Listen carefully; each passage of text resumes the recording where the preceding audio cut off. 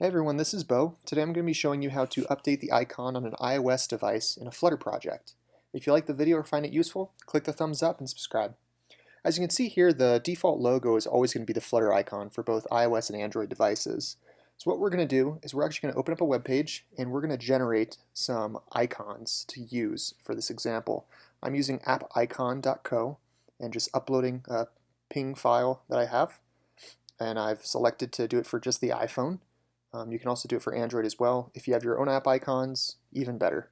If you don't know how to do that, you can just search app icons generator in Google and it'll pop up a variety of sites that handle this. I'm going to go into Xcode because I like to utilize their user interface. However, you can go into the iOS and then the runner folders and then access the assets folder, which is what we're going to be modifying for this example. Okay, once you have that pulled up, we're going to go into the assets folder. And as you can see here, here are the default Flutter icons that I was talking about earlier, and we're simply just going to replace these icons. And so what we're first going to do is unzip the downloaded icons that we have. I'm going to move the zip folder into the trash.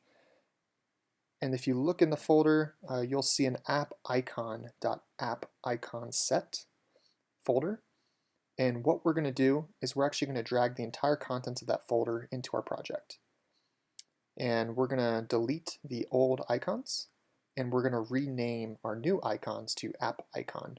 That way we don't get any build issues when we go ahead and build this back in our Flutter app. Once your project finishes building, you'll see it load temporarily, and if we actually go back to our home screen, you'll see that the icon has updated to our new icon file. And it's as simple as that.